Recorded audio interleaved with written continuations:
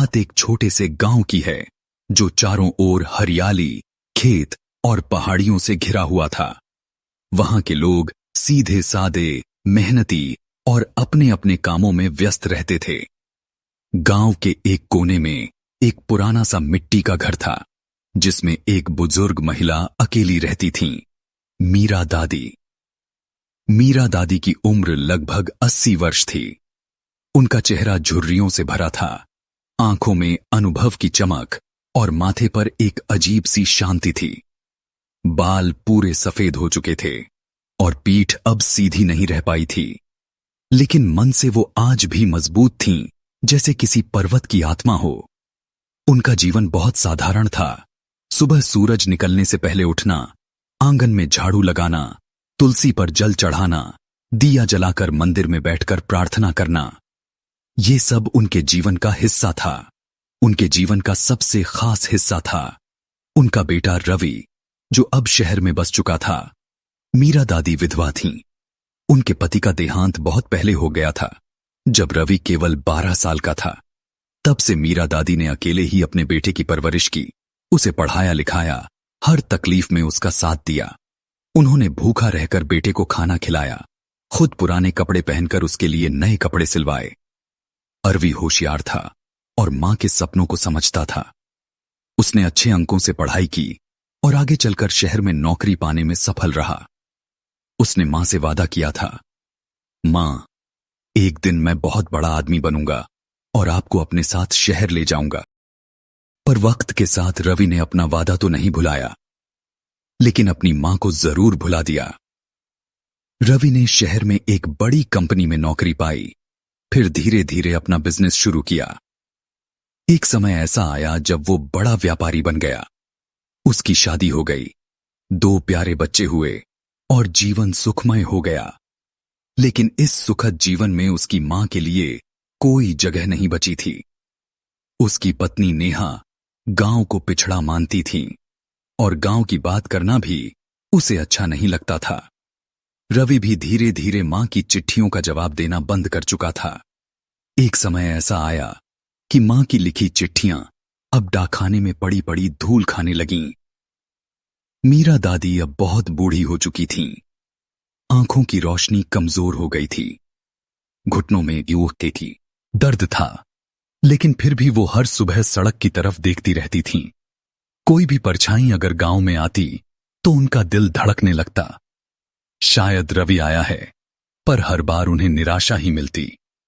गांव के बच्चे कभी उनसे कहानियां सुनने आया करते थे, लेकिन अब वो भी मोबाइल और टीवी की दुनिया में व्यस्त हो गए थे।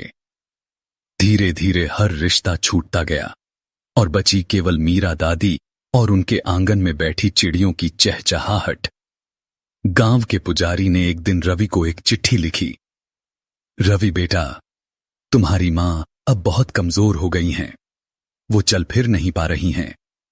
दिन भर दरवाजे पर बैठी रहती हैं, शायद तुम्हें देखने की आस में। कृपया एक बार आ जाओ, इससे पहले कि देर हो जाए। चिट्ठी रवि तक पहुंची। उसने पढ़ी और मेज पर रख दी। इस हफ्ते मीटिंग्स हैं, अगले महीने चला जाऊंगा। पर वह महीना कभी नहीं आया। एक दिन बारिश बहुत तेज हो रही थी। आसमान बिजली से गूंज रहा था और गांव में अंधेरा छा गया था। उसी समय एक 22 साल की लड़की दरवाजे पर आई, पूरी भीगी हुई। क्या मैं यहां रात बिता सकती हूं? लड़की ने कांपती आवाज में पूछा। मीरा दादी ने दरवाजा खोला, बिना किसी सवाल के उसे भीतर बुलाया। सूखे कपड़े दिए, गर्म चाय बनाई और बिस्तर बिछा दिया। लड़की का नाम था आन्या। वो एक यात्रियों की तरह घूम रही थी, जीवन का मतलब ढूंढने के लिए। उन दोनों के बीच बातें होने लगीं।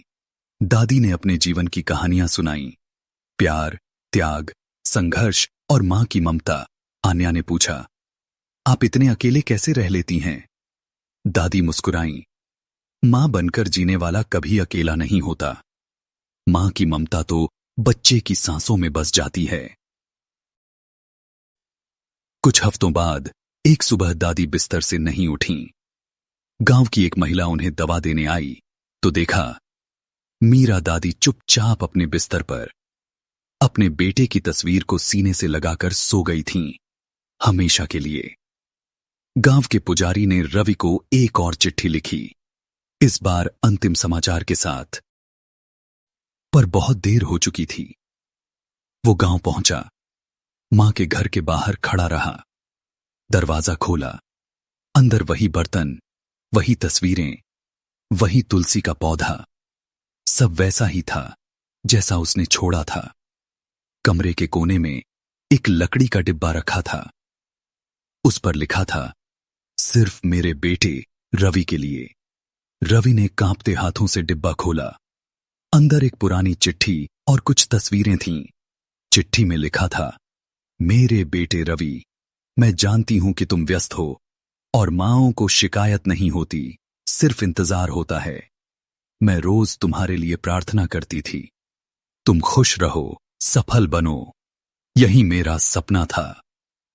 पर एक बात जान लेना, दौलत, शोहरत, सब कुछ फीका है अगर रिश्ते ही नहीं बचे। जब मैं नहीं रहूं तो मेरे घर को किसी ऐसे बच्चे की मुस्कान में बदल देना जो मां के प्यार से वंचित हो। तुम्हारी मां मीरा। रवि रो पड़ा। उसके आंसू रुक नहीं रहे थे। उसका सीना गिल्ट और पछतावे से भर गया। रवि ने मां के उस पुराने घर को न तोड़वाया, बल्कि उस घर को एक कहानी केंद्र में बदल दिया, जहां गांव के बच्चे आकर किताबें पढ़ सकें, कहानियां सुन सकें और दादी मीरा की ममता को महसूस कर सकें। दीवार पर एक बोर्ड लगाया गया, मीरा मां बाल केंद्र, जहां हर बच्चे को मिले मां जैसा प्यार। मां बाप का प्यार वह तोहफा है जो जिंदगी में एक बार मिलता है। उसे संभालो, वरना पछताना पड़ सकता है। अगर आप अभी भी यह वीडियो देख रहे हैं तो कृपया लाइक और सब्सक्राइब जरूर करें।